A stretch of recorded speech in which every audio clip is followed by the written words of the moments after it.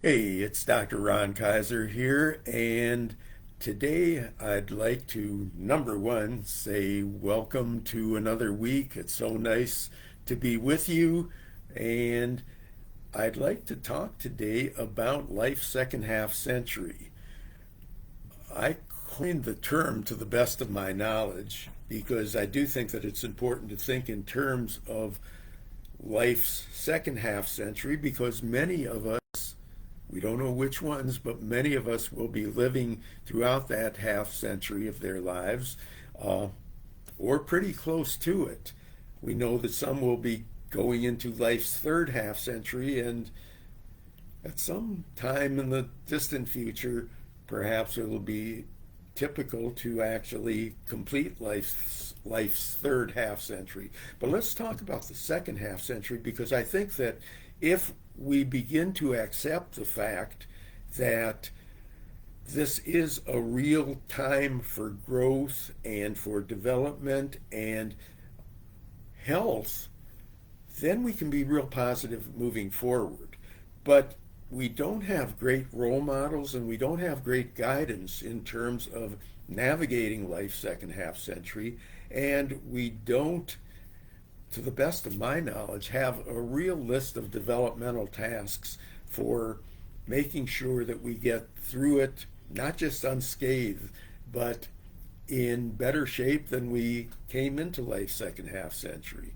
So I think that it is incumbent upon those of us who are in that time frame or who are nearing it to really look at what are some of the developmental tasks that help people to become uh, better versions of themselves actually in life's second half century, to not only master the time frame but also to use it as a period of growth.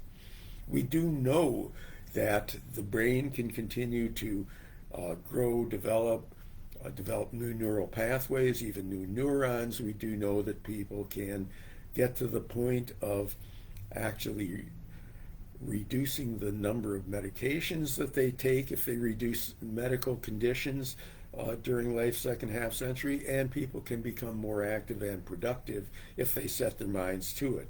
So it's my goal to develop a list of developmental tasks of life's second half century, and this is where I really need your help. I obviously can only come at this from the standpoint of myself and people who I've uh, treated as patients or as people who I've coached. So I have a pretty good sense of things. I did a lot of research on it for my book, Rejuvenating the Art and Science of Growing Older with Enthusiasm. But my knowledge of it isn't exhaustive. So, what I'd like to have you do, ideally, is for those of us in or near life's second half century to think in terms of what are some of the things you can advise people to be aware of so that they can more effectively manage life's second half century. Let me give you a couple of examples. I think in life's second half century, you really increase your odds of functioning in a healthy manner if you can reduce and eliminate bad habits. If you're a smoker, this is the time to quit because we know that that's a longevity reducer.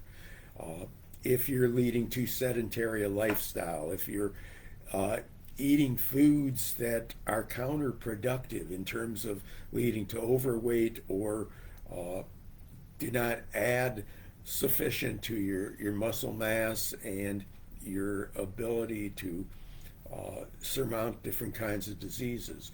Eliminating bad habits. If drinking has gone out of control, this is an important time to moderate and quit. And, for example, if you're not a red wine drinker and you are a drinker, it may be appropriate to try it sometime because we know that it can be one of the things that contributes to longevity. Don't start if you haven't been a drinker, but again, it's one of the ways in which to add some longevity enhancer to your life. The other thing that I would throw out as one of the items on the list is don't socialize around your ailments. when people get together, don't make that the topic of discussion. You know, certainly you can bring people up to date if you have a recent issue, or if you know of somebody else who's had recent surgery or a negative health experience. But don't make that the basis of the discussion if you're spending an evening. As I've pointed out in my book, my non-scientific research has suggested that whenever 6 people get together, if they're in life's second half century, at least one of them will start talking about health, their own health, somebody else's health, which is an invitation for others to join in. And pretty soon we're in this non-productive thing where we're focusing on declining health rather than what we can do to enhance health. What we can do to enhance health is really increase our involvements in terms of healthy eating, exercising, sleep, meditation, owning our bodies in various ways. We can enhance health by making sure that our brains are active and functioning and we continue to grow intellectually, and we can enhance health by being socially connected, particularly with the right kind of nourishing rather than toxic people. And these things work together. They dovetail to increase our odds of having a successful navigation of life's second half century.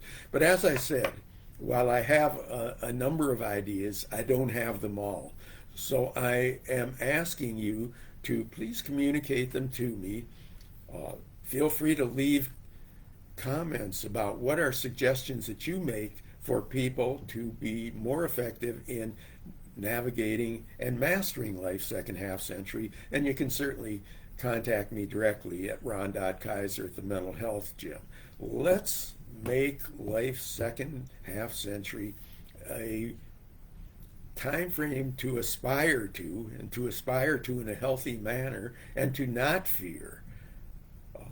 I'm actually going to be doing free webinars next week on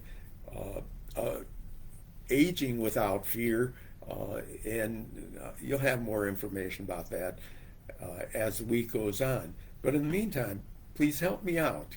Give me some ideas to add to my checklist of how do we master and own life's second half century in the most effective way possible.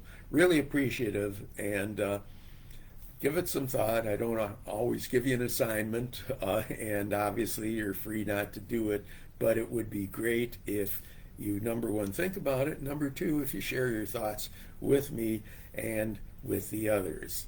And in the meantime, stay positive. Looking forward to talking with you next time.